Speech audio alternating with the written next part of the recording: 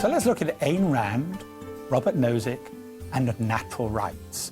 Ayn Rand is famous for being a novelist, but she wrote also lots of philosophy, probably best known for her book Atlas Shrugged.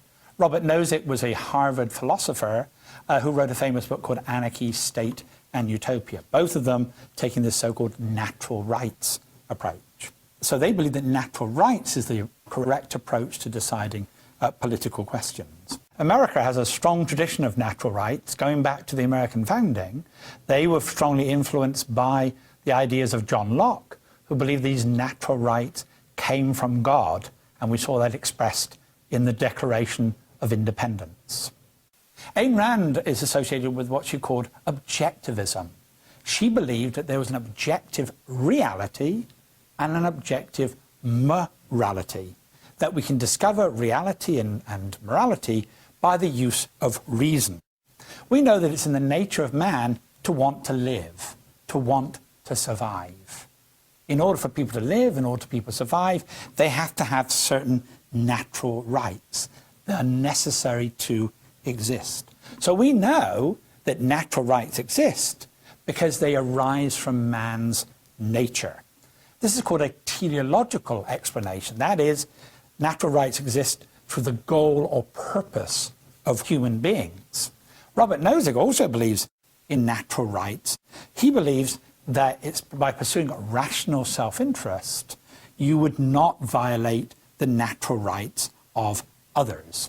He assumes that rights exist and examines what's the consequences of that. It doesn't depend on a particular view of human nature. So in this view, natural rights is a so-called deontological approach. Natural rights tell us the limits of what we should do. For example, thou shalt not kill. Clear moral principle that tells us that we should protect the rights of people, in this case, not to be killed. So both believing in natural rights, but explaining it by two different methodologies. They both agree that the problem with government is that it violates our natural rights. It is immoral to use force to obtain your goals. Capitalism, they argue, is the only moral economic system because it's based on voluntary exchange. It's not based on coercion. So the problem with government is that much of what government does is to undermine our natural rights. So what is the role of government? It's a minimal state whose sole purpose is to protect our natural rights.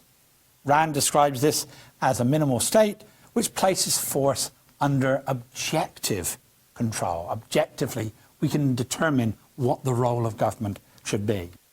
And Nozick says that there should be a minimal state against force, theft, fraud, and the enforcement of contracts is justified.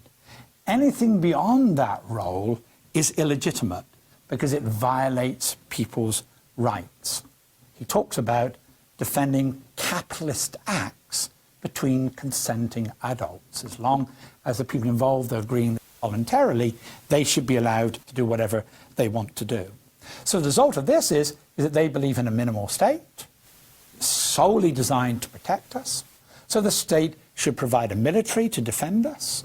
It should provide a police to defend us against criminals. It should provide a court to avoid conflict between people. And that is it.